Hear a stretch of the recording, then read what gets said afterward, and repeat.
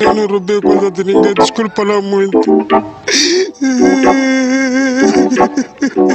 Há muito boato, há muita poeira nisto tudo, mas muita poeira. Oh, meu irmão, me deixe em paz, por favor. República Popular de Moçambique. Porque logo de madrugada, logo às 14, 15, 16, à tarde. Vai eu começar a gritar: socorro! E o bairro acordou muito agitado. Por acaso eu estava em casa a dormir. De repente apareceu uma senhora.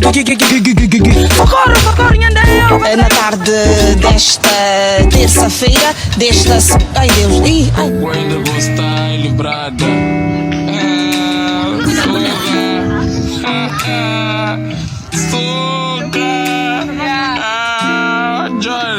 Mas velho. Os preços baixaram ou aumentaram? De quê? Do álcool. Why? Why am I asking this? Porque na África do Sul não podiam vender até há pouco tempo. Ou ainda não podem, né? Começam a vender agora dia 1 or something. Podem começar a vender agora dia 1. So, esses gajos devem estar com um supply enorme. So, Economics 101, if you have a lot of supply, you do have the demand, but não podes vender. Será que baixaram os preços para eles poderem começar a exportar mais para cá? Or not really? Tens que olhar para os dois mercados, desde the informal market and the formal market. For the formal market, tu tens maning warehousing that stock a lot of alcohol here. So you would not have felt a lot of issues, let's say, with South African beers, South African wines, and those things. But for things that you have to import, still, I know there's here in Mars, there was a drive for what's that Manchester United red wine? What's it called? Casilero. The Diablo. Casilero del Diablo. Yeah, something like that. That is from Chile, if I'm not mistaken. Yeah. Now, for things like that come from very far away, you would. Isn't that like that's an import, right? That's considered like a luxury import, or no? Does it work like that? Or? Alcohol is not luxury. Oh, yeah? Okay. No, it's not luxury import. None of it. No, it's not. Champagne, no matter what it is. From my understanding, it's not. Luxury is is vehicles. Yeah. It's cosmetics.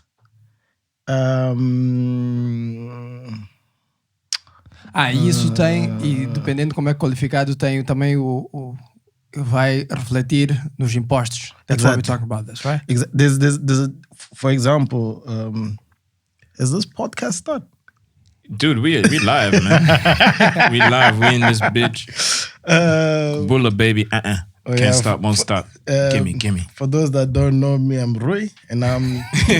Dude, like this is not an interview, man. Is it not me? Okay, it's not an interview, man. Okay, let's talk here. Let's just say, for example, with the fragrance, when we import, tu tens one thing that is normal taxation, which is about 20%, and then you get luxury tax, which is 30%. And then you pay your IVA, which is 17%. And also, anything else? Obviously, there's also the transport that you gotta pay, and they call it like your clearing fees, né? Despachante, blah blah blah. All of that, the despachante, the clearing fees is around 15%. So transport and clearing fees, it's about 15%. Então temos 30, mais 17. Mais 20, 50. Mais 17, 67, right? Yeah. Mais 15 of the transport and the clearing fees. Yeah. so you're like in the mid-70s.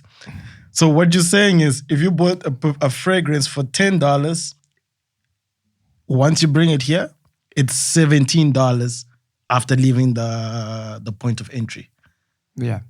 Então, e depois tu ainda tens que pagar os teus custos, a tua loja, os teus trabalhadores. Exactly. And make a profit out of it. Exactly. And then so that's how you incorporate it. Mas and you gotta distinguish, because what you gotta sort of look at your what your fixed costs are on a monthly basis, see how much stock you would require, right? To minimum to cover those costs. And then after that, whatever it is that you put in a margin for that. And then also keep in mind that when we do pricing, is that your costs, let's say because of the exchange rate, your import costs is known porque está ali direito, the dollar is 66 point whatever. Okay, that's a given. That's that. But when you're doing selling price, we actually put a 8% markup on it. So if not a 8%, sorry, 8 point. So what we do is like if the dollar is 67, we do 67 plus 8 to counter for any currency fluctuations. So that's why how we determine our selling price, not based on our import sort of exchange rate. Do you get what I'm saying? Yeah, eu percebo, mas porquê que haverias de fazer isso? Porque se tu compras barato, se tu compras o dólar, let's say 60, e se o dólar sobe, tu continuaste a pagar 60. No, porque tu tens que restock. Exactly. Okay, got it. Yeah. Exactly. It's about the restocking. So that it's the one way whereby, for example, over the last 2 years, our prices have maintained the same. Because what it means is that because back then we were doing at about $61, right? 61 mets to the dollar. If you increase like an 8 point back then, even to now, by you not increasing that point, your profit is still intact, if you know what I mean. Yeah. There's no bonus profit in there. And we can still keep the same price. And even though we're going through the pandemic that we're going through right now. And in a way, clients, they're happy about that because say, okay, there's not that excuse that, no, just because it's Corona, everything's going up. Now you guys are also going up. But like, no, we're maintaining the same price. So it's a mix of things. Yeah. Por acaso estava a perguntar a uma pessoa que porquê o combustível também não baixou, não é? Porque há poucas semanas atrás também o combustível teve negativo até, and then it got back to zero. E agora eles já estão a tentar estabilizar tudo por causa daquelas guerrinhas da Arábia Saudita e da Rússia, aquela confusão toda, plus Rona. Yeah, they fucked it up. E ele estava-me a explicar também isso que tu estavas a dizer, o exemplo que tu deste da bebida e dos wholesalers que fazem stock up. Porque é a mesma coisa, nós compramos um monte de combustível e guardamos. Porque nós não compramos combustível aos litrinhos, compramos huge amounts of it. Então até nós conseguimos vazar tudo, foi o que aconteceu agora, até nós conseguimos vazar todo aquele stock que compramos, o preço vai se manter igual. Quando fizermos restock, o preço aí é que vai ser calibrado ao preço que foi comprado o novo combustível de fora.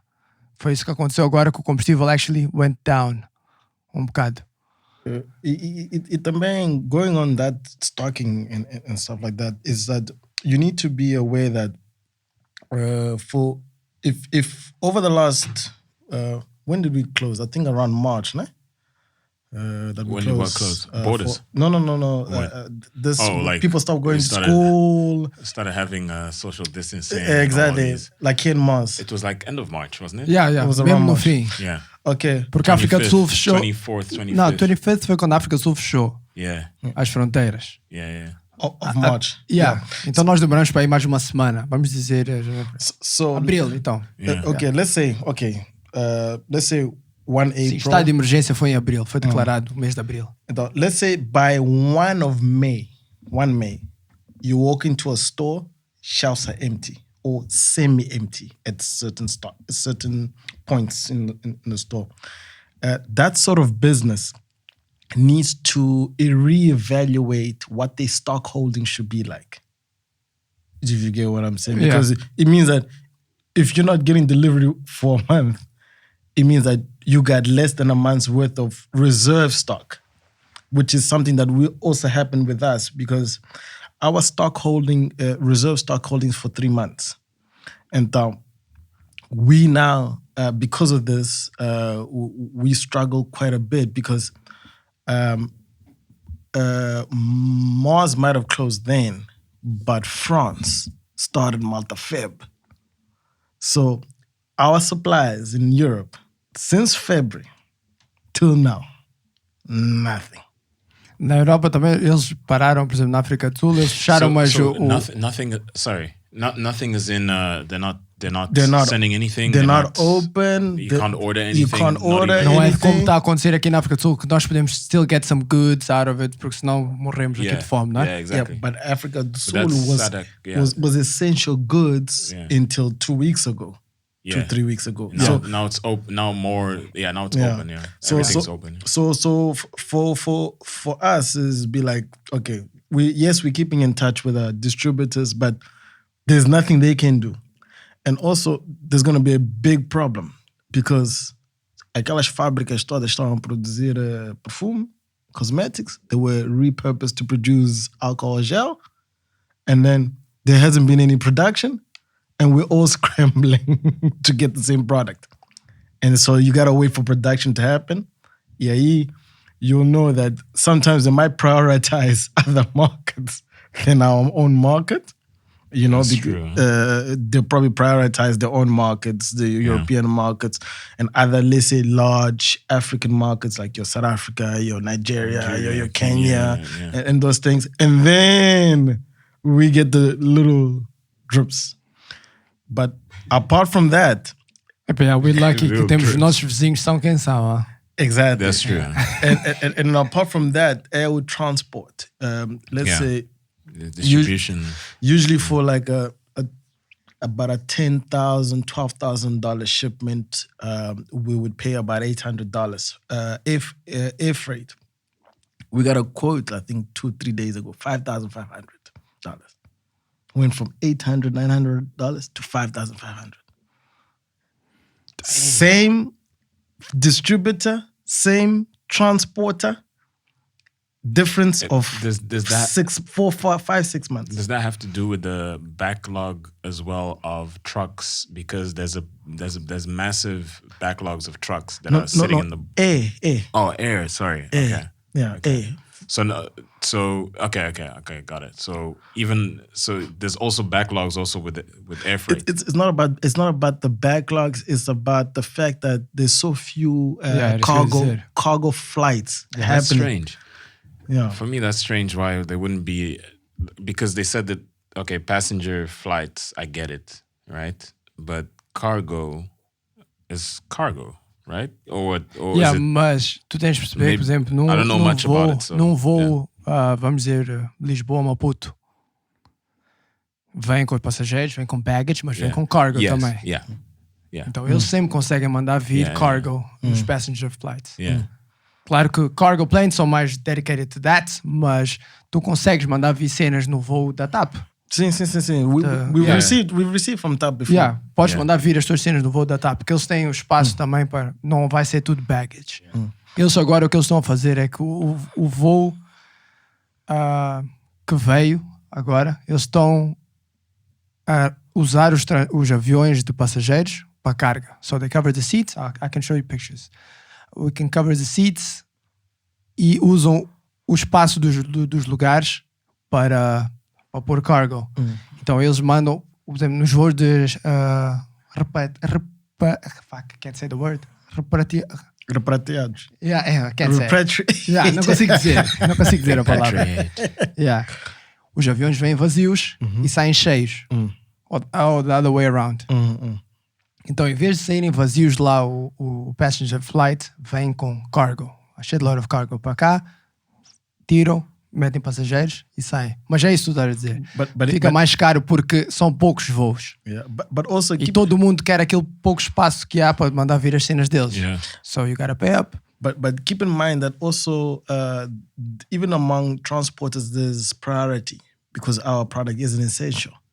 Essential goods, so even in South Africa, when they opened, let's say they opened it like 4 weeks ago, we still couldn't get shipments because the government, I think in South Africa, a distributor said that the government was issuing out essential goods certificates for they to be able to export. So unless you don't have that certificate, that cargo cannot be Era isso que eu ia dizer. Aquilo exported. tinha que ser regulado por alguém, porque se fossem só os transportadores, would be to the highest bidder. Exactly. Tipo,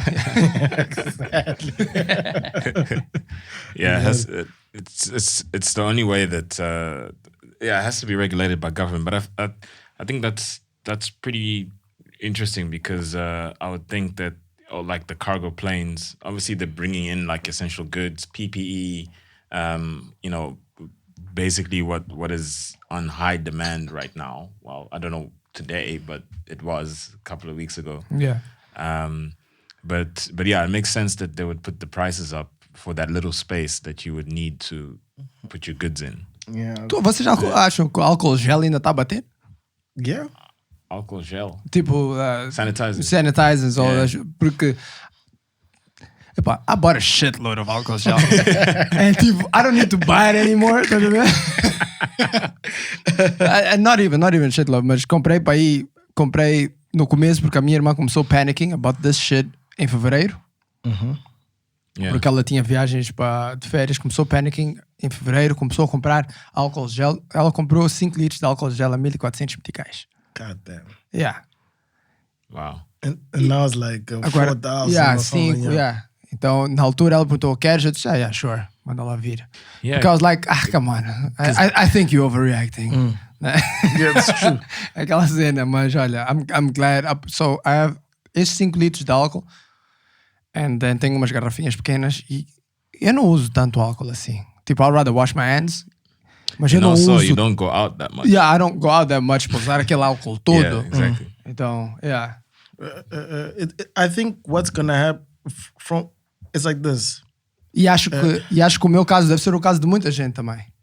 Yeah. Comprou um bocadinho, um panic buy, Yeah. um bocadinho a mais do que tu precisavas, Yeah. and then was like, okay. But I think it's like this.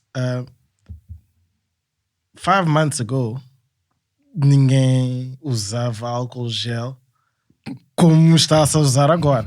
Maybe like last time a guy probably used alcohol gel was like when they get those wipes. Those aqueles desinfetantes wipes that sometimes they give you at restaurants. Yeah.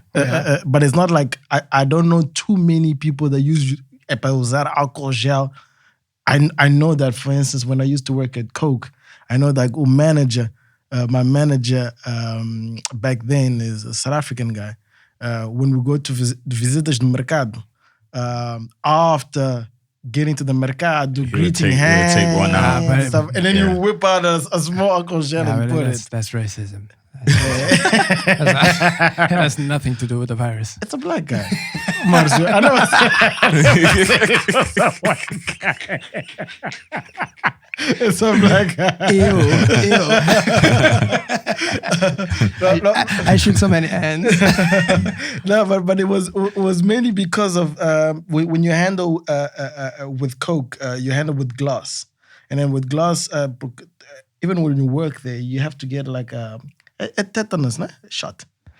I'm not. Shot. I think it's a tetanus shot before you start working at Coke. Yeah, because of okay, the glass, it gets if it gets into your skin or whatever. Yeah. Everybody needs to get a shot of that before that. And I think because you usas aqueles crates, the garrafas, that's the main thing that they use at the markets. Yeah, I think it's just to prevent that. I don't know if the alcohol gel Ainda vendem muito.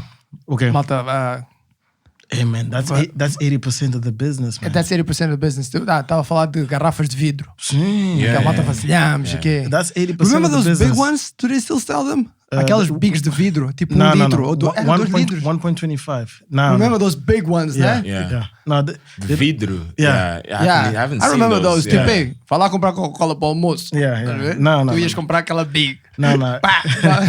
No, that got replaced by the 2 liters. That thing feed fed families, man.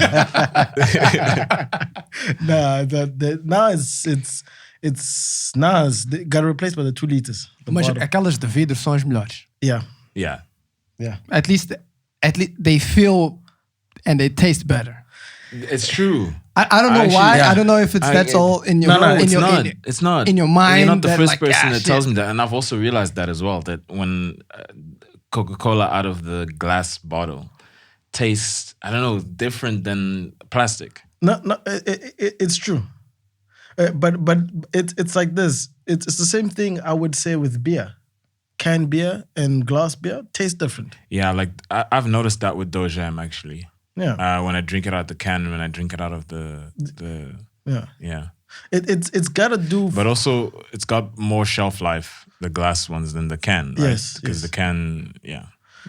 It's got more shelf, and I think they were saying there was like an interesting stat. I think when I used to work there, I think it takes about.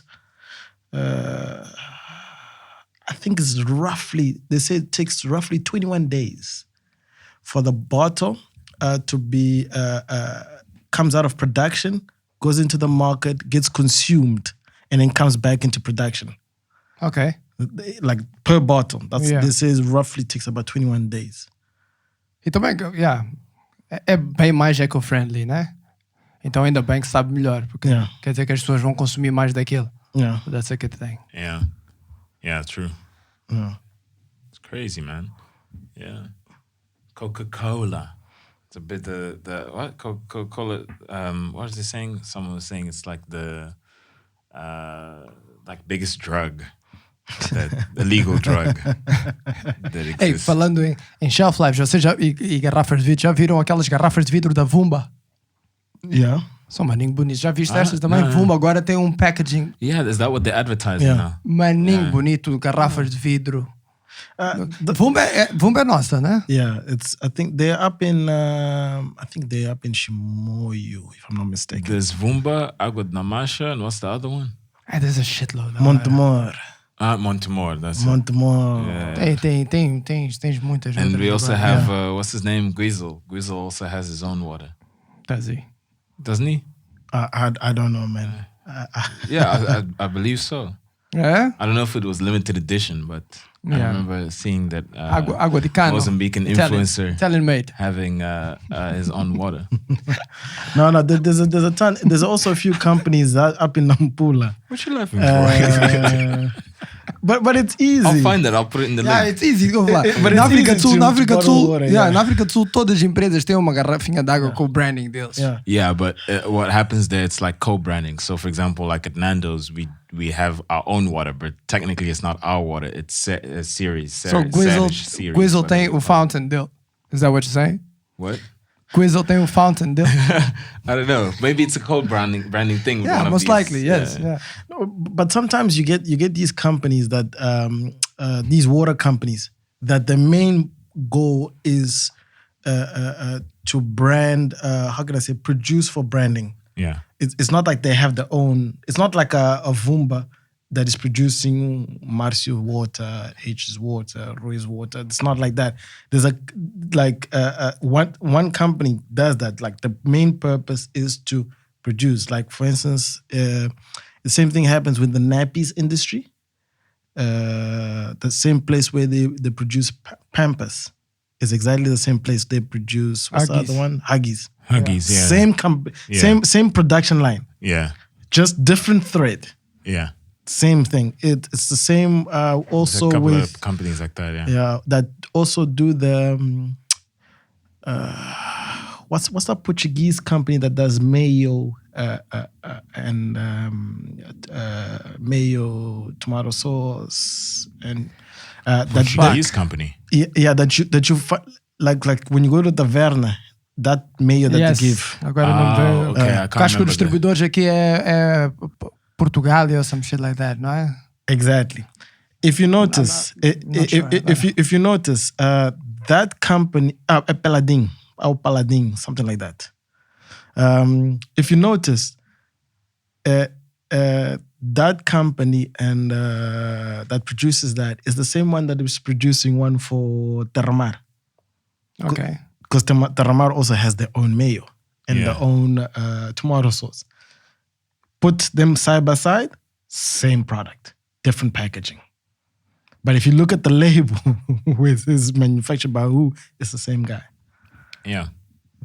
There's many companies like that, and you know, for restaurants, I mean, that's pretty great, or takeouts, because you have your own branded shit. You as the customer, do the customer really care about that stuff? Maybe. About mayo? Some people do. Some people do. Some people don't. You know. So I don't. It all. The thing about branding is like it all depends in the context that you are in. I'll give you a good example. We just mentioned the brand of the mayo and the tomato sauce at Taverna.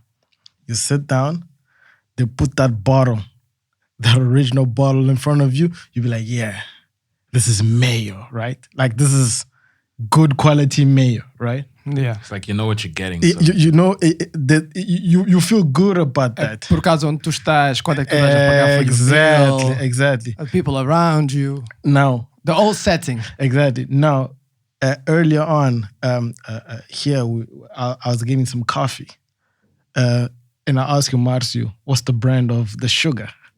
You would not be able to tell me. Yeah. Because the sugar is in a packaging that has no branding. And you really don't give, in that context, you don't really care. Yeah, you don't care. Like, sugar, give me sugar. I just want 2 sugars in my coffee or whatever. Exactly. So it's a powerful thing. Is it the only thing you would distinguish is it brown or white? Yeah. But that's it. Agora, eu vi, não sei se cá há... sim, cá também abriu, e acho que foi no Bahia, uma lojinha onde tu fazes o teu próprio perfume. Yeah. Yeah, it opened in front of the beam there. And just right around the corner. No, but it's right around the corner, but you need to understand something, Marcio. It's this is exactly what I'm talking about, the context. And we although we do the same product, we cater for different markets. Because we are a lifestyle thing. We are a lifestyle company. You come into our store, you want to feel good. You want to feel good about what you're wearing. And how you feel good about what you're wearing is, okay, yes, the smell, but also what brand you're associating yourself with. Yeah, how much you're paying for it, everything. How much you're paying for it, and all these things. And makes no sense, but that's how our brain works. But that's how branding works. Yeah. because not a lot of people, with all respect, not a lot of people come in store for the scent. They come in store for the brand. So that's why you get a lot of people that, for instance, will come in store and show a picture of a fragrance. Be like, do you have this? You know what I mean? But Dolce Gabbana. Yeah, exactly. Maybe it might be the new Dolce Gabbana, the new King, or something like that. But that person, it does not know what that smells like. Yeah. If you remember, it's just. I find that weird. Yeah. It's just. Não, agora que tu estás a dizer, tipo, a pessoa está à procura só daquele Brand. pacote, daquele, that look. That look. Que vai ficar no shelf na casa, ou na casa de banho, ou whatever, ou para alguém ver, ou something, ou para oferecer, tipo. Exactly. That's it. It's it. Yeah. Because. Não é o cheiro. Yeah, para oferecer, that makes sense. That makes more sense to me. That you're buying that brand that maybe you saw advertised in a magazine or on TV or whatever, and then from that brand, that's what you're gonna buy as a present to someone. Epá, eu pelo menos, the way I see it, é tipo, se eu estou a comprar uma prenda para alguém é because I know that person. Eu não vou comprar Especially uma if it's prenda. perfume, right? Yeah, o perfume é uma cena muito pessoal, né? Para tu estás a oferecer a alguém. So, por exemplo, como tu agora, Rui entrou and then you told him, hey, you smell good. Tu conheces o Rui. And you know, tipo, se ele usa perfumes mais doces ou não, dependendo do gosto dele. You know, mais ou menos, tu sabes mais ou menos como é que as pessoas cheiram around you. Não é? E tu sabes como é que aquele cheiro havia de ficar bem naquela pessoa ou não. Então, se eu vou comprar um perfume para alguém, I don't need to go with a picture. Eu vou and I smell e procuro uma cena nice that I would like, that I can see that, okay, that smell fits that person, her lifestyle. Se é uma pessoa que vai, por exemplo, os doces, normalmente, quando doces usas no inverno, Porque quando tá no verão está muito quente, o cheiro fica muito forte, fica muito, afirma-se muito. Então depende também da altura do ano que tu estás a comprar a prenda. All of that plays a role. E eu não sou uma pessoa de perfumes. I have a couple of them, mas não é. It's a tough. How can I say? It's a Então, tough para sell. comprares, Yeah. to going back para isso, para comprares, I don't even think it applies to that. Para comprares para alguém, só se tu queres make a very good impression. Se não é uma prenda personalizada, se é uma prenda que tu estás a comprar para impressionar. That's it. Yeah, for me, you gotta smell it, man. Yeah, you gotta smell it. Yeah, but That's the whole point. no, but age. No? But what are you talking about? Are you talking about buying for yourself, or are you talking about buying for another? Both. But that's where this is where now we need to educate the listeners. This is where now I gotta start preaching. Preach, brother. It's like this. I told you earlier. We were talking earlier about the branding and stuff. Understand that because we do fragrances, we do sunglasses, right? Those two are sort of the entry point to luxury brands in terms of pricing.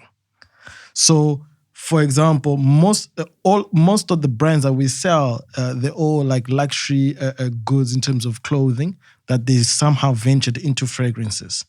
So, if you look at the fragrance division and the sunglass division that those luxury houses have, those couture houses that they have, is fragrances and sunglasses, which you're talking about the range of like the $100, anything from $50 to let's say $200. This is the entry point, because you don't go and get a Chanel belt for less than $500.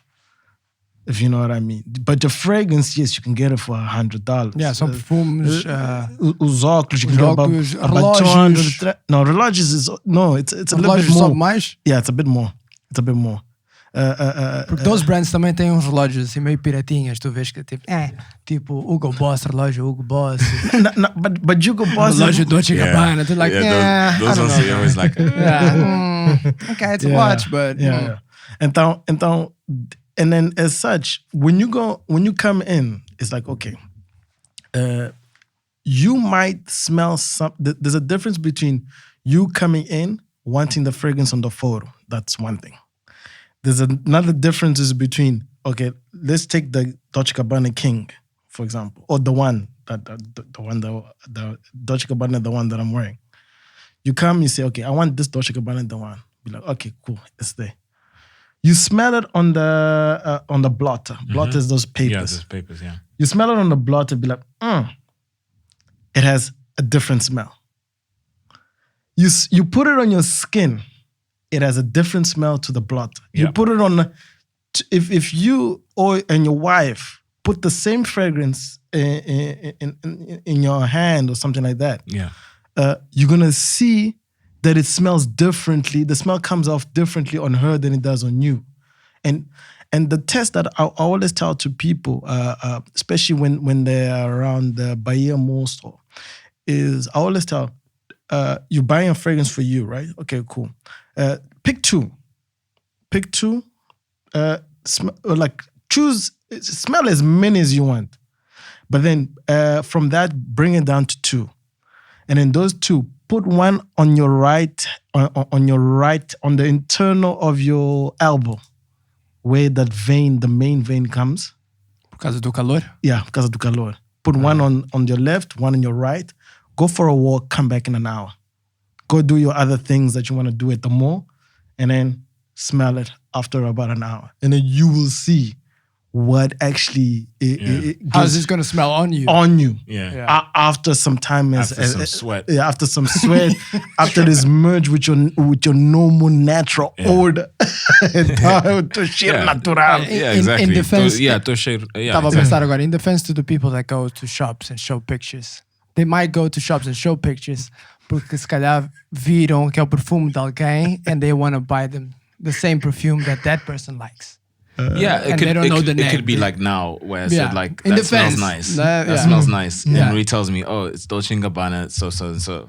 Ah, okay, cool. Yeah, and I then- don't need to smell it. I'll smelt it. I'm gonna go buy it. Yeah, because so, I know what it is. exactly. But There then you go. You don't know how to pronounce the name of the fucking thing, so you come up with a picture. Like Givenchy. Apparently it's not Givenchy. Givenchy. Or some shit like that. You know what I mean? I'm using the one, it's called, I think it's Dior. It's called Savage, but I think it's pronounced Savage. Savage, yeah. Yeah. But that's I'm not going to go in and say I want a Savage. I want a Savage. No, but that also has to do with like, for example, rap music. And, you know, I say rap music specifically because of how rappers like talk about all these different, Bourgeois. yeah, you know, like luxury things. And, you know, the example of Givenchy, Givenchy, you know, I wear my Givenchy, you know, and it's like that. Exactly. So because that song or whatever song it is has been made popular, people assume that that's the way it's pronounced. Yeah. And so I can imagine like and rappers the actual pronounce so guys much shit wrong. Yeah, I can imagine the actual guys working in the fabric or the brand going like, what the Come on, ASAP. That's not how you say it. Yeah. Why do you think they all these brands look onto culture? Yeah. Like that, why they get rappers or singers or influencers to do that stuff? It's because of the power of that's how you pronounce my brand, or the power of that's how my brand is used or the product is used. You know, É por isso that muitos sort of- também que agora, pá, lately acho que já não tem havido muito desses escândalos, mas muitos que não queriam estar associados Yeah. aos rappers and new money and all of that. Yeah. Queriam mesmo distância disso. And I think that was one of the reasons why Cristal começou, não é? Falling Back and Ace of Spades. Yeah, Ace of Spades. Yeah, que é Armand Brignac. Is that how you say It's something like something that? like that. Yeah. Did you hear that story about 50 Cent and the iPod? What is 50 done now? It was Steve Jobs when the iPod came out. I think it was around the time 50 Cent was hot. You know, I think it was 2003 or 2004. Don't quote me on the year, but it was around that time when the iPod just came out. You know, and someone I think they called Interscope Jimmy Irvine to like discuss like how can we get this iPod in like some of your artists' music videos and you know get them to punt iPod, this new product. And so it was about like how Steve Jobs paid 50 Cent like $150,000 for one of the videos or whatever. I can't remember what video it was. It was the first time. $150,000. Yeah, $150,000. That was the first time Apple did a placement of their product in a music video, and you know, and years later, like people talking about like how you know if he had asked for equity, he would have like millions right now. If he had asked for equity on like you know in Apple, you would have like millions right now instead of taking that 150,000. But I think the whole point is that like 50 reflects on that moment of like that's the person he was then. That if he was the person he is now, he would have treated that time differently, where he would have asked for equity instead of the 150,000. Yeah, mas epá, in hindsight, everything's easier. Yeah, but it's just one of those things that like you know in life you get those opportunities, but you know you're probably not even there yet or thinking that way. Yeah. You know. Mas é por isso tu tens managers and people around you, teams that help you out on that. Yeah, and that's also a bit dodgy as well. Yeah, I think Dr. Dre is the one to blame on this one. What? Why? What does that have to do with Dr. Dre? And a few years later, Dre vendeu but that has nothing to do with Apple Dr. Dre. and made millions. Yeah, it has nothing to do with Dr. Dre. Dr. Dre, in that case, is his producer and basically owns part of his music. He doesn't own the 50 Cent brand. That's up to 50 Cent. He doesn't give a fuck. But that comes with wisdom, H. Acho que foi também com. Yeah, it's wisdom. Acho que Kevin Hart tem tem equity on Lyft. Yeah. Yeah. Mark Wahlberg, Charlize Theron, and some other superstars, have some on UFC. Yeah. Yeah. Porque acho que eles investiram na altura. Yeah. We're still going on. It's knowledge and opportunity, porque mesmo tu aqui sabendo que podes investir ou queres investir ou tens uma ideia do que é que tu poderias investir, can you really buy ações em podes investir em empresas americanas? Can you do that? From here? From here you can. I actually wanted to put the subject on like here in Moz, and I'm sure like Rui will probably have like some knowledge of it, like in terms of like, you know, do we have a stock market here? Yeah, we do have a stock market. Eu, por exemplo, I own bonds. Como é que eles chamam? Bonds. HSB? SAB? Não, Bayport. Bayport, okay. Yeah. Okay. Mas isso foi porque alguém do banco came and talked to me. Yeah. And presented me with this opportunity. Portfolio não foi something that came up on I came up with it by myself. Não, foi nada disso. Yeah. Mas eu acho que nos outros países mais desenvolvidos, se calhar... So let me phrase my question. So there is a stock market. Cool. Marcio sort of got the question already. Is like it came to him. It wasn't something that it's not something that is like talked about, or like, you know, that if you want to do or invest in so and so, contact this person or do this or that sort of thing. Yeah. I could be wrong, but from what I've been exposed to, I haven't seen anything with regards to that. It's always like conta poupanças and like, you know, give us your money. Banks. It's you for that age, you gotta understand sort of how the Mozambican market actually is right now. Okay, what's available, what isn't available, and where the opportunities actually lie in the development, especially around the financials or the finance sector. Yes, there's a stock market. I think there's only about at tops, maybe there's less than 10 companies in the stock market. Yeah, that's what I thought. And são 12 empresas, estou a ver agora. 12, Bolsa de Valores de Moçambique, 12 empresas. Yeah, 12 the big empresas. ones, tipo the SETA, HCB, exactly. Moz, the big ones. Yeah, exactly. And usually how those companies actually sell some of their shares is actually via what Marcio said about the bank, through banks. Yeah, even with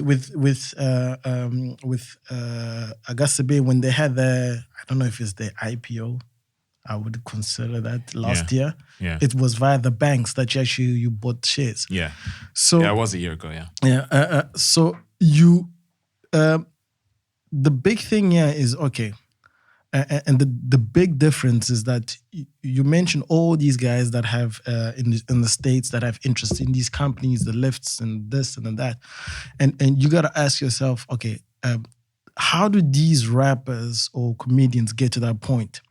And then for that you got to understand sort of like you need to understand like innovation hubs, you need to understand venture capitalism. And what programs actually they have in the States and like in Silicon Valley and these places for that. I was actually reading about one. I don't know if it's called Stack Up or Skydeck. It's Skydeck. It's a program where they take like where they take 20 companies.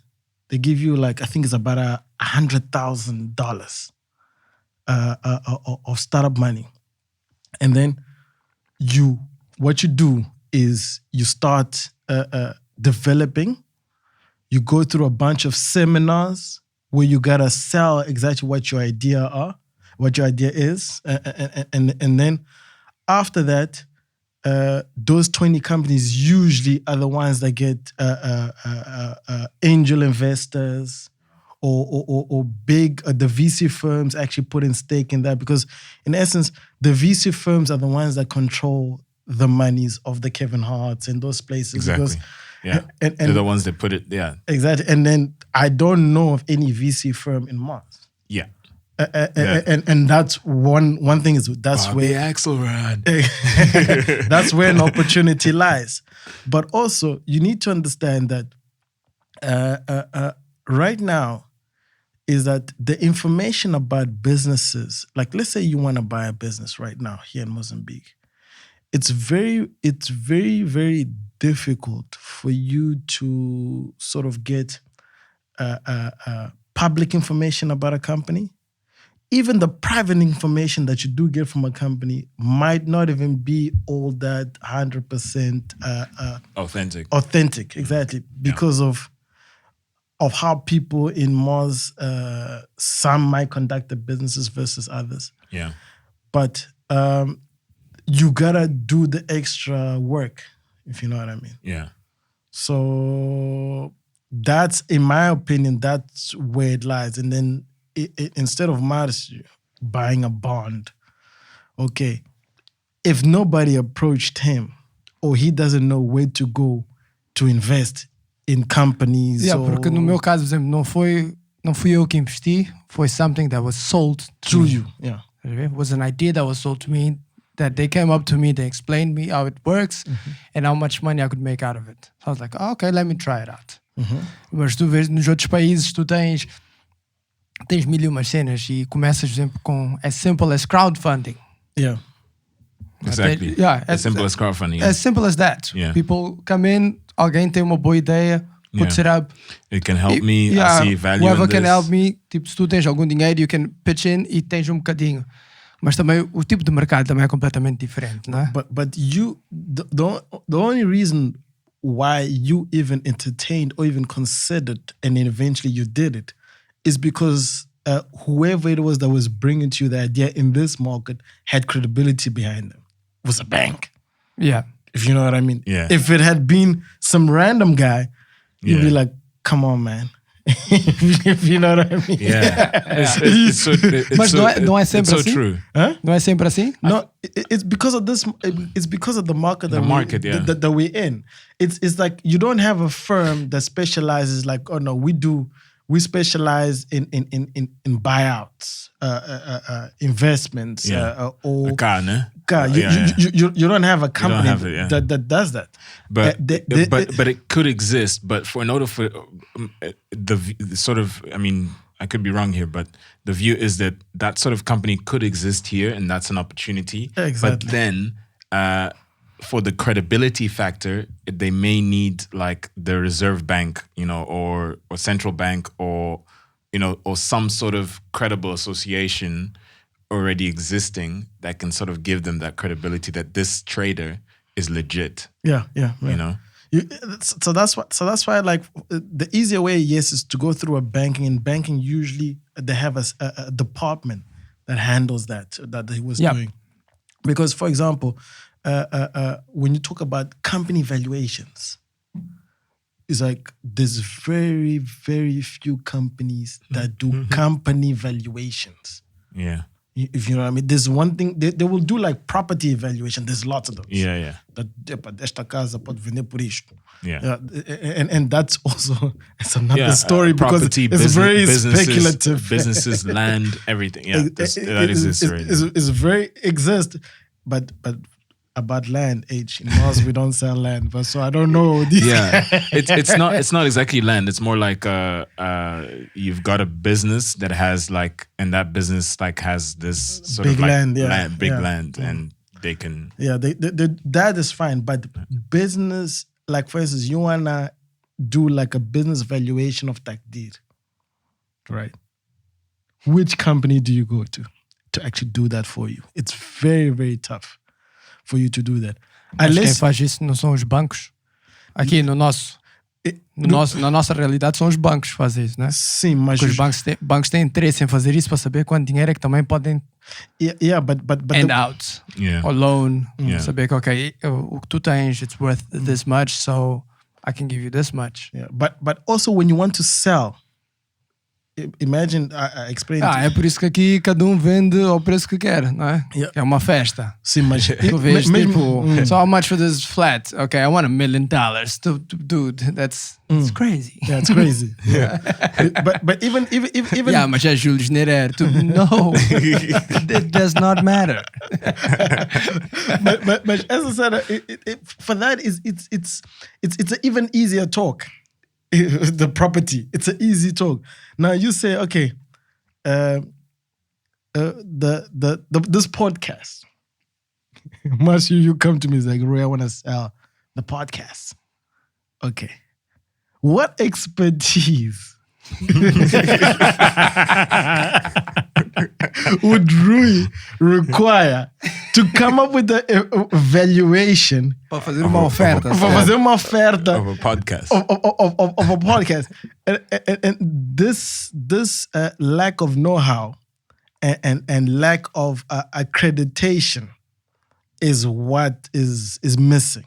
Yeah. And that's why it's very, very like Yeah, that's true. aqui, if you don't start your own thing, it's very even business acquisitions. I mean, even this the fragrance business, it was an acquisition, but the information we had was Excel spreadsheets. It's not even like Not even a PowerPoint presentation. it's Excel spreadsheets that pictures. was created by somebody. Foi para mostrar o que é que aquele negócio gera. At least Exactly. At least Basically, tipo, it had some graphs. tipo, epá, Yeah, but we're making some money. yeah, we're making some money. But then, originally, I was not involved with the dealings, the original dealings around the business. Yeah. I was just brought in like later on when stuff wasn't right. And then Here it is sorted out. here it is sorted out. And then when I go back, like even today, when I look back then, I just laugh because none of that information in Excel spreadsheet was the reality of the business. None whatsoever. It's like we sort of had to start things from scratch, man, from zero. So it's unless you're prepared to do that, then it's gonna be tough. I think one of the things that for especially in our market here, I call it the wild wild west because like living in South Africa and also living here, like you kind of see like the two worlds and you can sort of like have more the completely different world in a lot of things.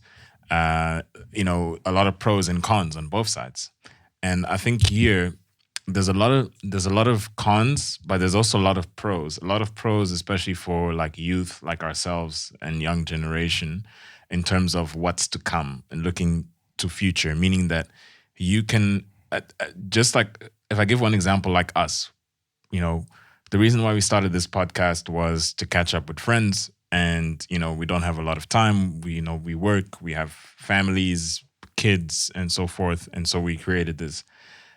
I think that podcast is something that is still brand new in this country. Like some people don't even know what the fuck it is. É rádio isto. Vocês falam e depois fazem o quê? Like, what's the distribution? Like, até nós ainda estamos a aprender muito. That's to be honest. Like we still. I had a conversation with Sam the other day, and Sam was like, "Oh yeah, but the company that you have registered with Marcio for the podcast," and I'm like, "Whoa, what? we don't have anything. We don't have shit. We don't have shit. We still figuring this shit out. If you get into a legal battle, we both fucked. Everyone is fucked. But my point being is that like there's a lot of opportunity. Like for example, like in 10 years' time, if there's 1 million Mozambicans doing something related to like podcasts or whatever, whether it's listening, producing, distributing, or whatever, that's progress. Yeah. That's amazing. But you've got to start somewhere, right? And you've got to start somewhere. And for us, I think if that's the beauty of it. Yeah. In our case specifically, that's the beauty of it. Porque é fazer something que isto até pode não dar em nada, mas pode ser o trampolim para something else, something bigger, something.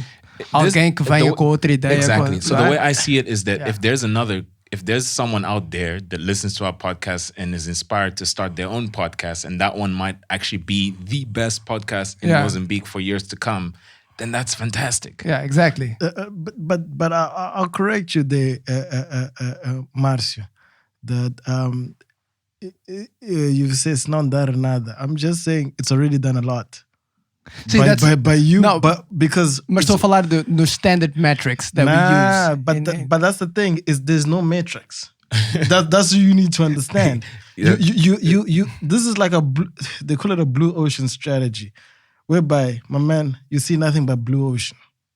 You guys are pioneering in this space, and this is gold because a lot of information is exchanged. Yeah. And I say to I even mentioned in various conversations we've had in the past, and I said one of the things that we as Mozambicans we don't do enough is we don't share each other's good and bad experiences. Yeah. Professionally, non-professional, and by sharing and talking about it is gold, because if you listen to the podcast, I think you guys are going on like 19 episodes or 20 episodes. This is 20. 20 episodes. 20 or 21? This is 20. 20. Oh, I'm the big 2-0.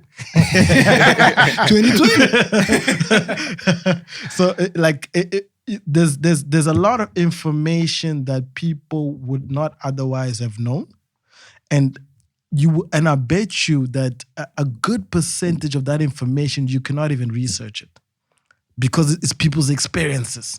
Yeah. And it's like how they perceive. And it's similar, I think, for me as well.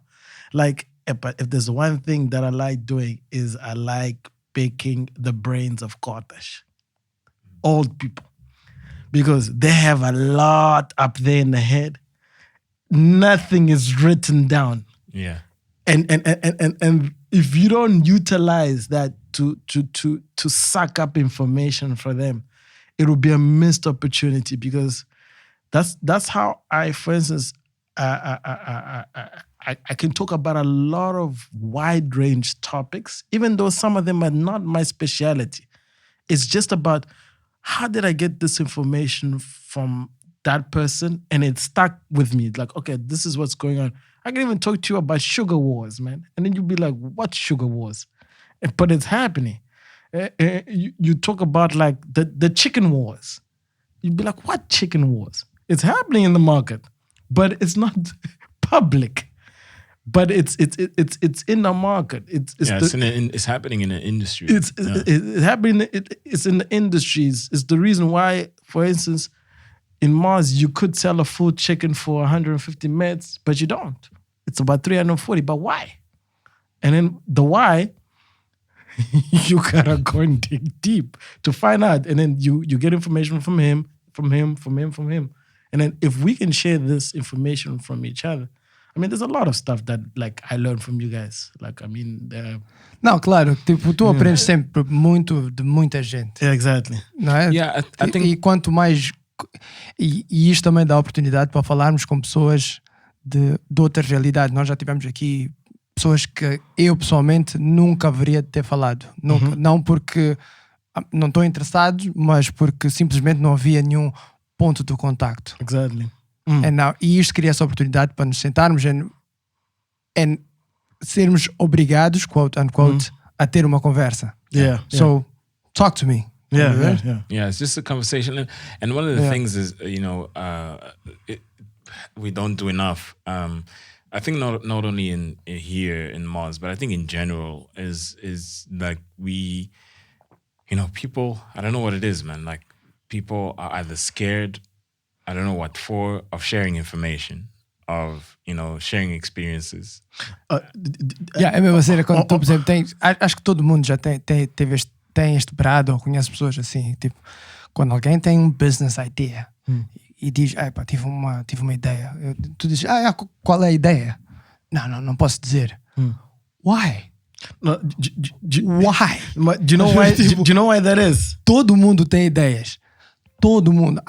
Eu posso partilhar as minhas ideias todas.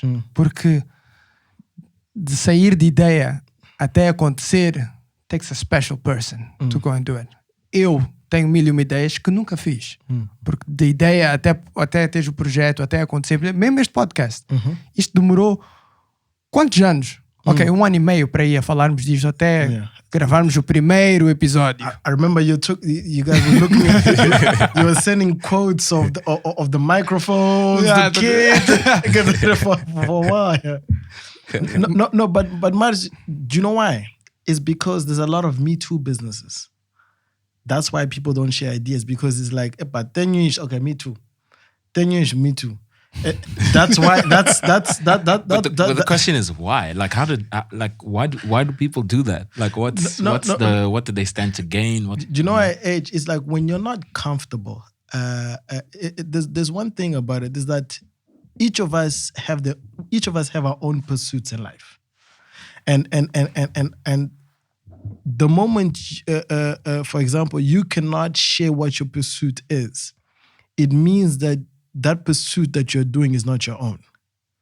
It's just something that you sog up for somebody. Be like, it's not your pursuit. Because what happens is, the reason why you share your idea is so that you can get some feedback from somebody. Exactly. É a melhor maneira. To improve or to help you to achieve that goal. Ou porque tu normalmente, se tens uma ideia, tu estás...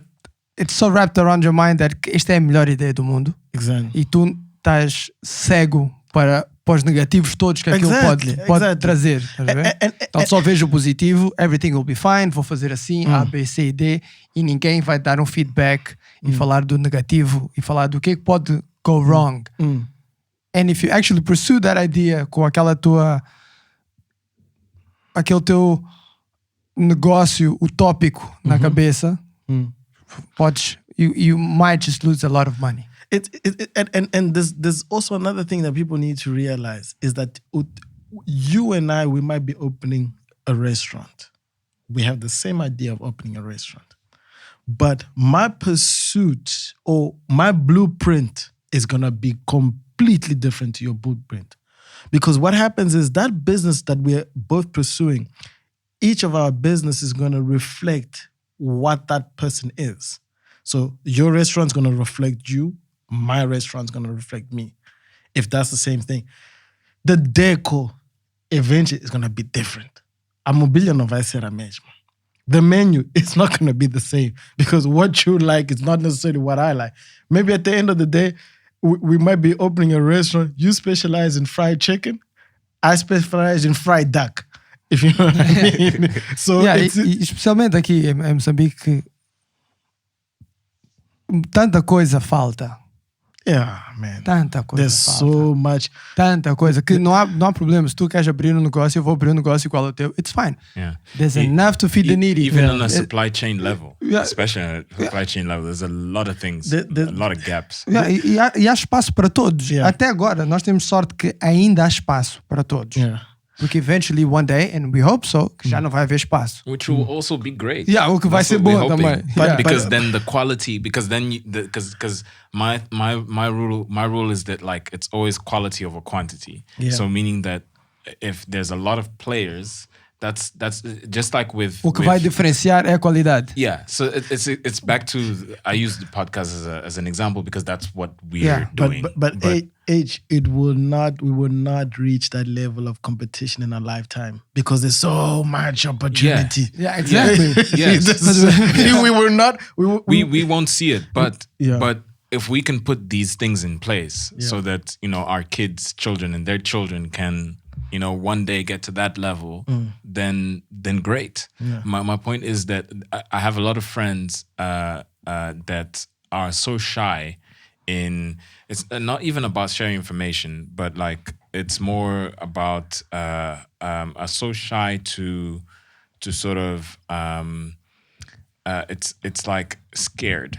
It's like scared. Oh, you know, fuck, I hate my job, and like things like that. So I'm like, okay, cool. You hate your job. Okay, your job's not forever, right? That's you're working for someone. That someone will then one day figure out how they're going to replace you and blah blah blah. Yeah. Right. So earn your salary, wake up at that time. Yeah, a única clock cena que out, está garantida do é your que thing. you'll be fired. Yeah. That's it. Right. That's Yeah. true. That's the only guarantee. It's the only you have. guarantee you have. One day that you won't be in this job anymore. But I think that it's looking at what makes you happy. Like, what is it that makes you happy? Okay, it's photography. Okay, cool. Photography is great for this market because it's not something strange. Yeah. You know, even cottage will understand what photography is. You know, as an example, I'm giving an example. Photography. Okay, cool. So with that photography, great. You love taking photos. You love taking photos of what? I love taking photos of people. Okay, fantastic. You love taking photos of people. Okay, great.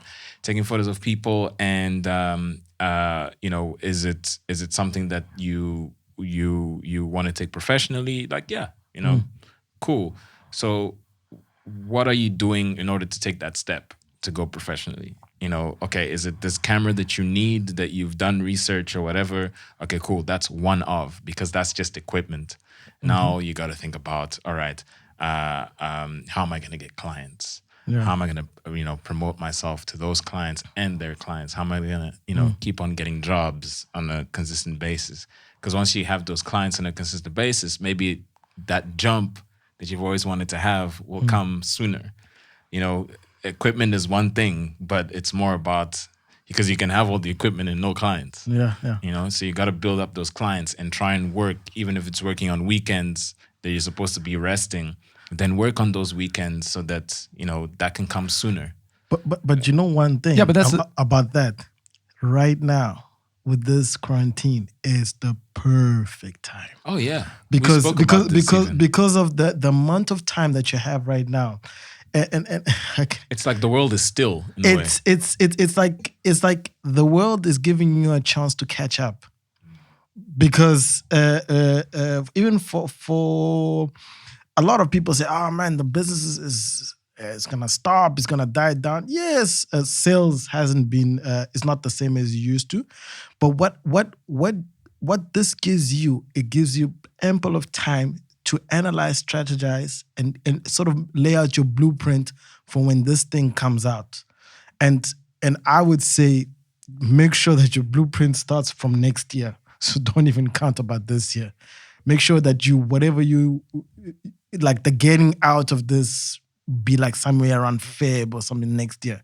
Because for the rest of this year, it's all about catching up. But what I say to even for us is, okay, the question we've been asking ourselves is, what do we get out of this quarantine as a business? What do I gain as a person? What do I get out of it, or positively out of it? And professionally, socially, or however it is that you want to look at, or in terms of skills, maybe skills development. Right now, there's a lot of courses for free that have been doing it. Yeah, we spoke about it that in the previous episode, that for me, myself, like what I'm doing is like I'm doing these courses that are now like crazy discounts. Yeah. And taking advantage of that. Even if I might not do it like today, I'll do it in like 2 months' time. I'm going to start with one now, finish it, and then continue. But while they're on discount, I'm going to go and take advantage of that. Yeah. Because it's like, how can I say? It's like you need to do like one big auditing of your life, and sort of understand. Okay, what did I want to do that I didn't have time to do, but now I can do? Where do I need to go and get? And all these things.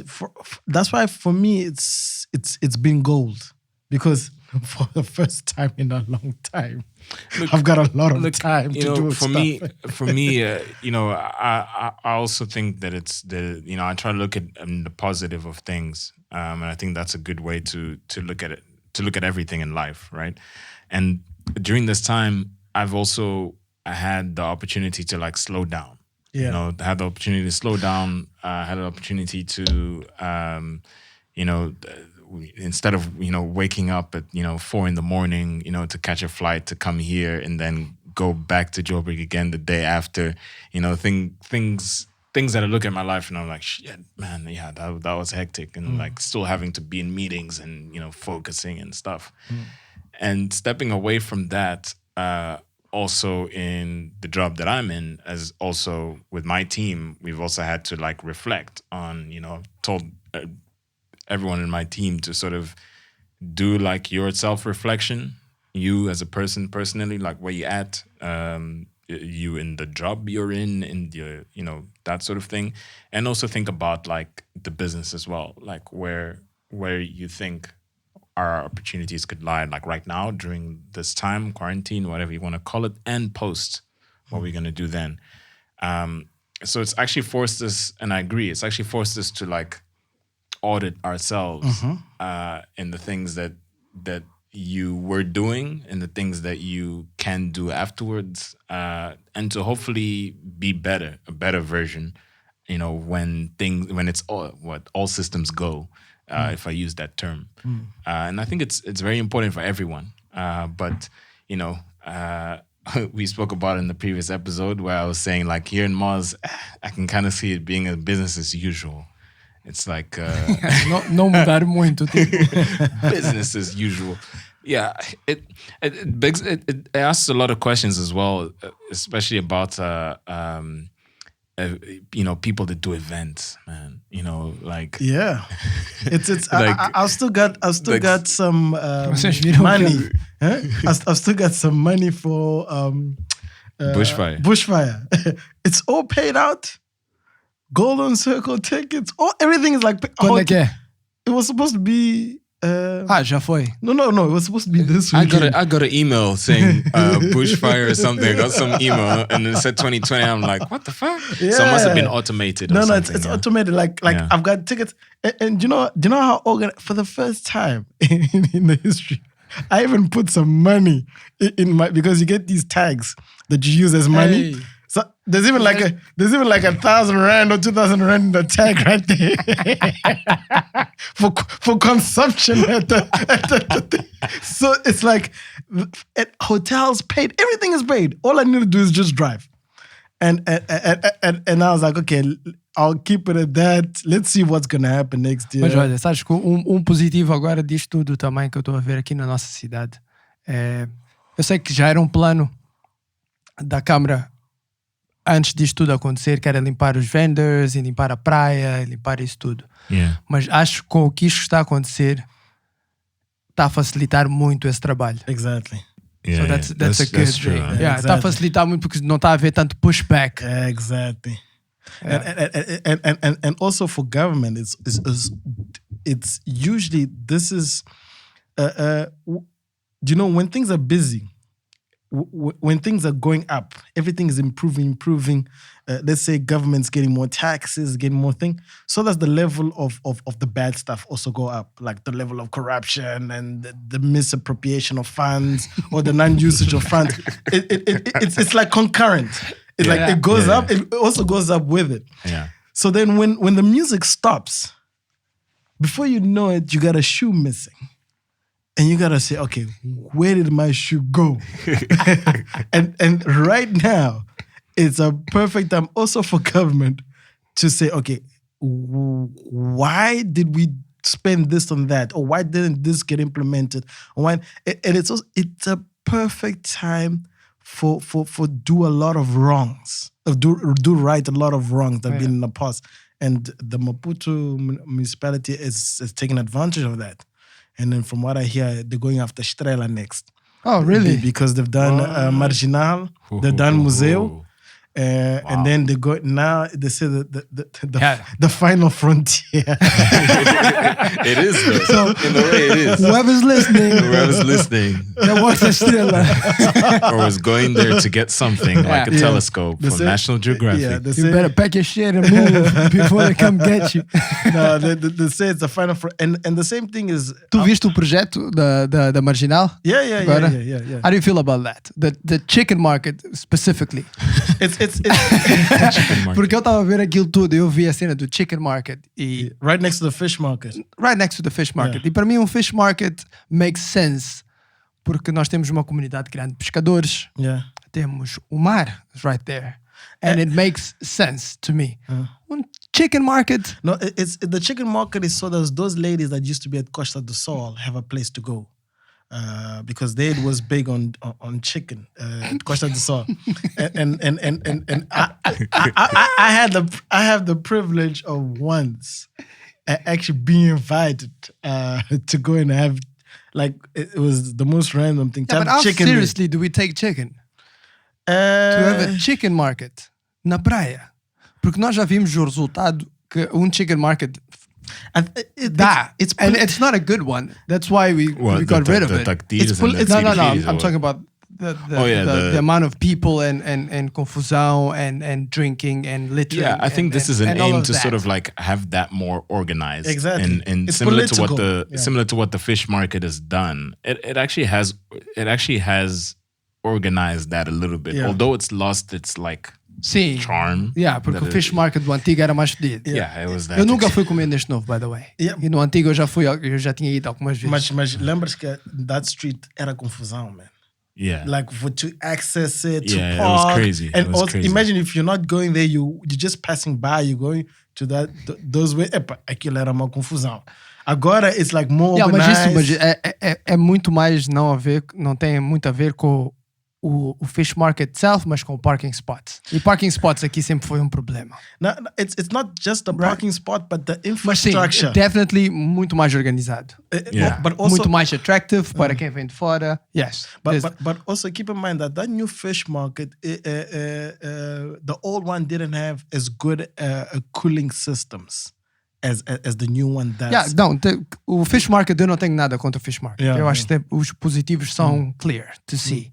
Agora, a chicken market? It's those vendors, man. They gotta go somewhere. And até no outro dia eu estava a bater papo com a wife e acerca disso. Foi num domingo, we didn't want to cook. Foi tipo, vamos comprar o quê? I'll just go get some chicken. Chicken é staple food aqui, né? No, it's here as more carapau, my man. Não estou a dizer mais the main. Como é que eu posso explicar? You're not talking about like the main sort of carapau obviously if you're talking about quantities. Não estou a falar de quantidade. Estou a falar de mais aquela cena de. Por isso é que o pessoal vai para a praia comer chicken, estás a ver? Por isso é que está a pedir bate, since always. Like chicken is like. Quando tu não tens nada para comer, you go get some chicken. Yeah. Chicken is like universal, man. It's like it's like. Na África do Sul comem tanto even in India they don't eat red meat. Achas? A lot more. No, not talking in quantity. Estou a falar do tipo de galinha que nós comemos, tipo no, but grelhada. Grilled chicken. Yeah, but here a lot of people eat grilled chicken, and I think it's not one of those things. It's not like a national sort of like dish or anything like that. But if you talk about daily, it's more the carapau, my man. See. But if you talk about like yeah, depends what you like. How you talking about in terms of the chicken? We're talking chicken as in like the chicken is going to come with either chips. The chicken is going to come with chips, arroz, y salada. Yeah, man. Yeah, man. You know what I mean? We're talking about chicken in that sense. Vais fazer braai, you gotta have chicken. Yeah. Salada. Yeah. Arroz. Don't forget the salada, man. and don't forget the lemons, man. Yeah, exactly. And don't forget, of course, the piri-piri. You know? Yeah, the piri-piri. And all of that parece que reflete bocadinho até o point nós temos que ter mercado de chicken. Yeah. Do you know what I mean? Yeah. Porque pode não ser, não estou a dizer que é daily meal para as pessoas, mas é mais um leisure meal on the weekend. É that important. Yeah. Eu vou comer uma chicken e vou beber uma 2 But estás a ver? Yeah, like weekend meal. Yeah, or something like that. Sunday, but how important is it? Sunday, Saturdays. I think. Tipo, se tu vês alguém com plástico e takeaway, you know that's chicken. Yeah. You do. Because it has no sauce. You do. Especially if it's that white packaging and stuff like that. How the way, it's chicken. You're going to put sauce in white packaging. But I think it helps a little bit in terms of the Mars culture. Because estou a falar mais disso. It helps a bit because there's a bunch of new restaurants that are going up, and even the quality of the looks of the restaurants that are happening, not only here in Maputo but also in Matala, we've gone up a notch. Even though that the main two still has room for improvement, which is another story. But it has. Mr. Frango, conhece Mr. Frango? Which one? The one na Karl Marx, na zona da Karl Marx. Eu não sei como é que chama aquela rua dos combatentes. I think that's the name of it. Ao pé do Pulmão, na rua que vai dar ao Pulmão. Yeah, tem Mr. Frango ali. And Mr. Frango é franchise da Beira. Yeah. Came all the way from Maputo. Yeah. No, how serious do we take chicken? No, it's serious, man. It's like this. Doing a chicken market. Yeah, exactly. The only thing about it is na África do Sul tu tens quais são os franchises de chicken? Nando's, the main ones, the big ones. You have Chicken Licken and KFC. No, but that doesn't count. That's not the chicken that we're talking about aqui. No, it's a fried chicken. Nós não estamos a falar de fried chicken. Estamos a falar de grilled. No, grilled in SA is mainly Nando's. Yeah, there's many. There's Galitos, Barcelos, there's Nando's, there's portugueses, moçambicanos. But you got influência. Influência portuguesa, influência moçambicana. Yeah. No, but SA are big meat, beef eaters. Yeah, beef. Yeah. It's different to us. Because here, our cattle, majority of it is produced as a show of wealth. It's not really produced for. There's very few cattle producers for commercial purposes. Unlike chicken, there's a lot more people that are produce chicken in their own backyards or in the farmhouses. Yeah. To be sold to people they know around them. Yeah, there's mercados, you know. Even my sister's driver sells me chicken. Yeah. If you know what I mean, and it delivers to the crib. True. I've also got a chicken supplier. It feels like we take this chicken thing very seriously. It's the same thing. Also, you usually most Mozambicans will know a chicken supplier that will most likely deliver to the crib. Yeah.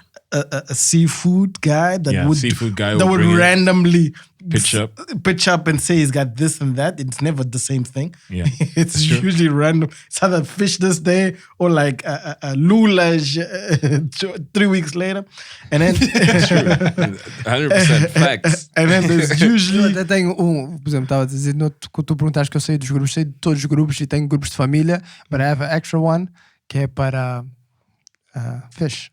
You see, and then the fish, and then there's usually onde todos os dias há uma lista de peixe, quanto é que custa o peixe, and they fazem home delivery. Yeah, and then there's another one but the vegetable one is the tricky one because I know of one, but it's not really. We're getting there, man. We're getting there. We're working on the branding. No, it's not about. For me, it's not about the branding. It's just it's just about as a culture, né?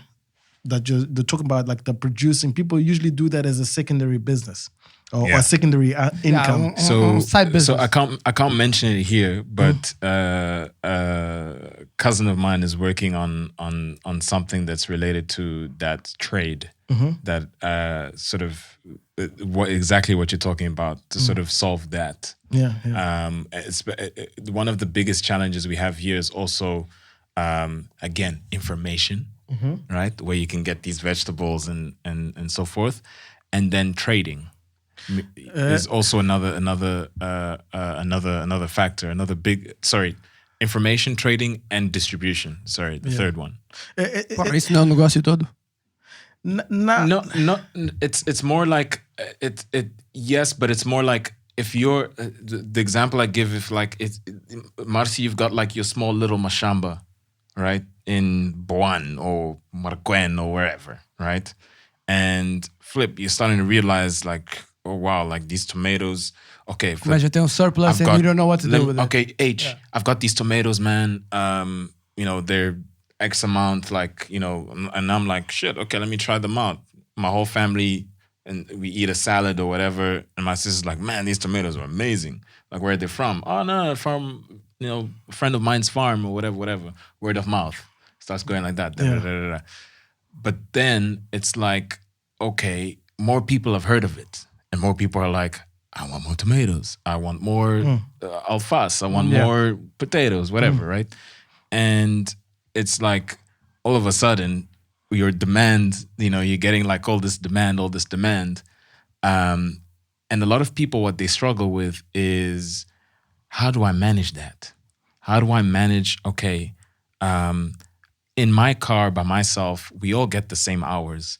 I'm not able to go to 20 cribs. Not even my driver is able to go to like 20 cribs, like in one day. And as an example, what's my next step? How can I, how can I expand this small little business that I have here into satisfying my demand, but also getting a bit of growth? Yeah, I think there's also a point there that, how can I say? Imagine, let's say I've got my little farm that I'm producing tomatoes, right? And then now, based on the demand, like I see, okay, my tomatoes, they're gonna run out right now, but I still got the demand. A lot of these small producers, they don't reach out to a fellow producer to say, listen, there's a demand here, but I can't meet. It's one thing, they don't do that. And another thing is, they're not organized enough to say, to even warn you, let's say 2 weeks in advance, that the tomato is going to be ripe to deliver to you.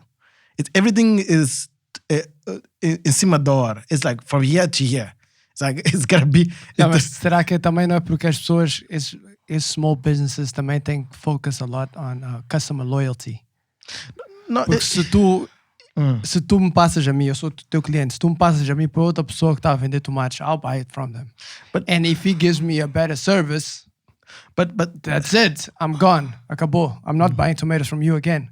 And I'm pretty sure que é esse o medo das pessoas. Maybe, but... Em vez de haver colaboração, and then again, com as cenas das ideias, não querer partilhar, you don't want to share your clients either. Por exemplo, eu tenho o business da minha irmã, tem a ver com unhas, cenas todas das mulheres. I don't even know how to say it. Como é que é? Tipo unhas... Manicures and pedicures and those massagens things. And... massages and facials. You've never been to many pedicures? It's like a spa. It's like a nail spa. Tipo isso. Mas fazem isso tudo. Fazem Botox, mil e uma merdas. Mas não fazem sobrancelhas, for some reason. Okay. E as pessoas que vão lá, she sends them para outra pessoa. Porque eles têm um acordo entre elas, que tipo, tu mandas para aqui as like pessoas. What do you call it? E eu like vou fazer a mesma coisa daqui deste lado para quem quiser os teus services. I'm gonna sell it for you. É essa colaboração que eu acho que tu estás a dizer que não há muito. But in that e tem que haver mais. But in that case, they complement each other because they cater for each other's weaknesses. Yeah. But in this case, is that they're doing exactly the same thing. Yeah, e esse é o problema. Esse é o problema. And the thing is like, the demand is still there, and it's like going through me. Like I've got like X amount of clients, but I get what Marcy's saying. He's saying that like I've now been introduced to another guy that sells tomatoes, and if he gives me like a better price, I'm gonna buy from that guy and buy to you. Yeah. That's right. It's true. Yeah, exactly. Yeah. No, there's definitely that fear, but this is on how can I say? This is the informal distributing market. Exactly. But the big problem that it is, because you know that I also worked a bit with owner do Terramar. Yeah. The big issue that he faces as a grocer is that the fact that the producers of vegetables and those things, they don't know how to package right, because he might receive a small tomato, big tomato, a mix of things, and then ripe or red tomatoes, no quality control. Yeah. And he, in essence, is supposed to, how can I say, he sells it off to the restaurants and to hotels. And I mean, if he gives Hotel Plana a big tomato and a small tomato, the chef Hotel Plana is gonna be like, man, Terramar, you're messing up with the restaurant business, yeah. And he says that that's the main problem why he's very, how can I say, he's not very open to receiving local produce. Isso também é uma das... But that's an opportunity, right? Uma das coisas que atrai muito as pessoas that have a bit of more poder econômico é Woolies. Yeah. Woolies é bonito. Yeah. Yeah. Woolies é bonito. Yeah. Vamos começar logo aí. Yeah. Né? Tipo os tomates é isso. They all look the same. But It's not only that, man. I've never seen unpeeled onions like I've seen at Woolies. That kind of bullshit. That kind of bullshit. It's like, it okay, is attractive. It's like, okay, man, this onion, yeah, if I have money, I don't have to peel my onions anymore. I mean, Great. But there you're dealing with what? You're dealing with producers that have food scientists. That have a whole bunch of. Sim, era aí que eu queria chegar, porque o know-how já está noutro level. Yeah.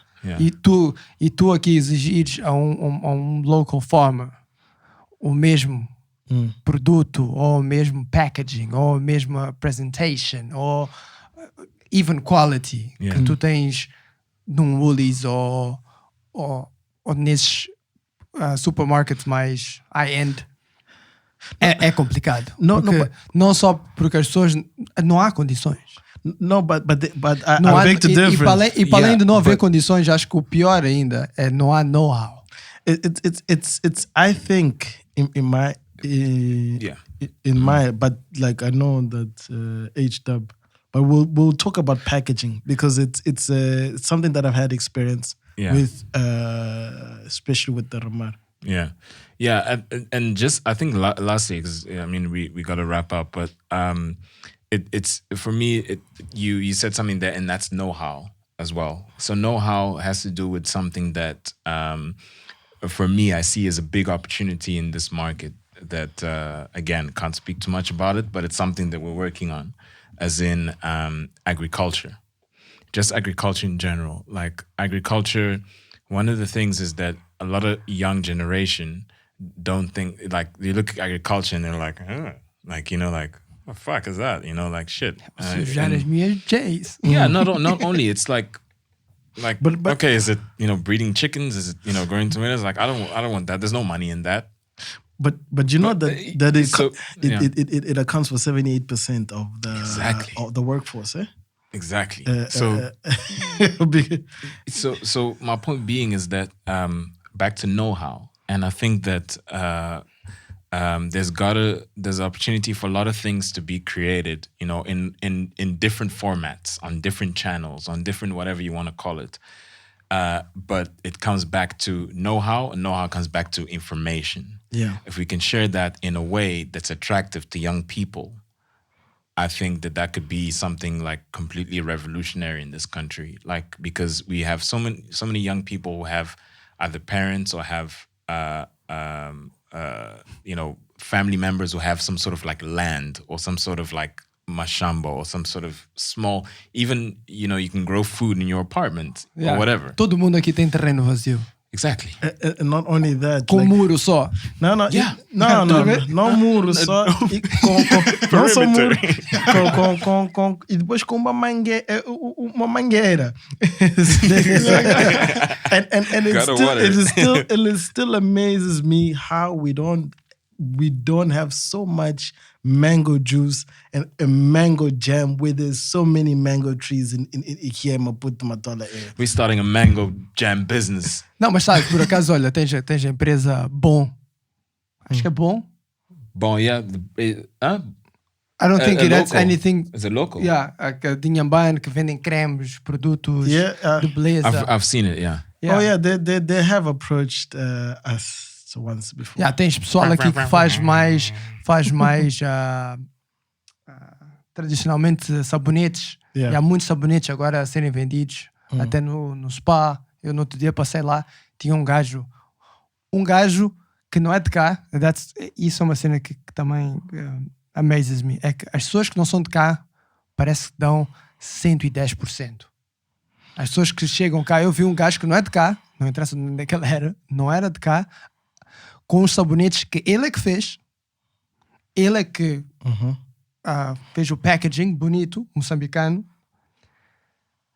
e ele estava ao pé como é que se chama? No aisle onde vendem sabonetes. He was standing right there next to os sabonetes dele. E quando as pessoas estavam ali a comprar sabonetes, ele estava a vender sabonetes dentro do spa. Os sabonetes dele. Yeah. Telling people about it. Yeah. And amazing. And that's the way, because if you're not gonna be at the forefront, no one else will.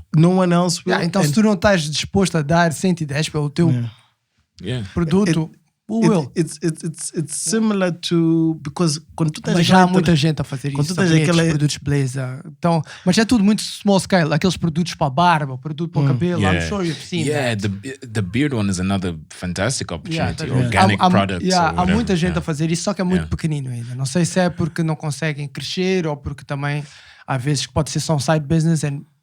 E também há a possibilidade das pessoas não quererem crescer também. Yeah, a lot of times it's side business. Yeah, não querem crescer. I'd say most of the times. I don't know, Rui. But it's amazing. No, it's for me is obviously you gotta be speaking for these businesses to take the next level. Like for instance, you say he got into spa. Okay, that's good. Which means he's selling, he's getting that exposure with clients. He's getting feedback like right there and then. Like I even have like this rule that my self-imposed rule that for me I spend 6 hours a week I gotta spend in store and not at the office. So that because it's like you're in the streets, man. Yeah, because like it's like you got your ear to the street. Because for me it's like it's the feel of what people. I've got because so often. It's my pursuit of the truth perante ao cliente, right? So often is okay. If I'm in the office, which majority of the time I'm in the office.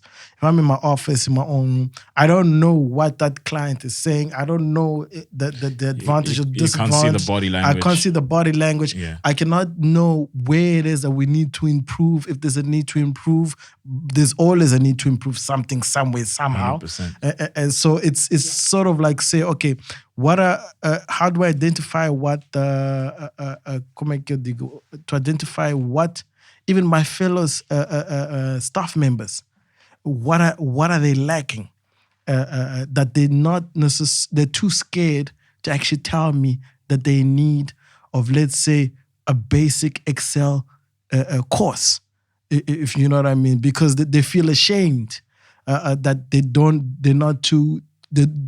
not too versed in that. Yeah, and computer savvy. Yeah, they're not too computers because it's a reality. It's like they might be very excellent salespeople, but they might be very good on their phones. Good on the phones, good salesperson. But for me, I receive my information not based on a pitch, on a vocal pitch. I receive it based on a document that is sent. Yeah. Now, if they're struggling to do that, that's obviously room for improving on personnel development right there. And these things I can only pick up if I'm in store with them.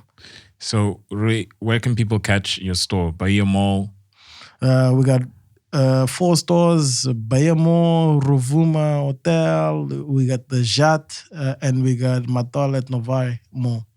Yeah, Meia Lua. That's Meia Lua. Mm-hmm. Go get ya. Go get it. Thanks, Rui. Thanks for coming through, man. Okay, really appreciate it. And you'll be back soon, definitely. Yeah. We've got so much to talk about. You can only fit it into this time. Yeah, dava para mais. True that. And okay, we out. It's been a pleasure. Ciao.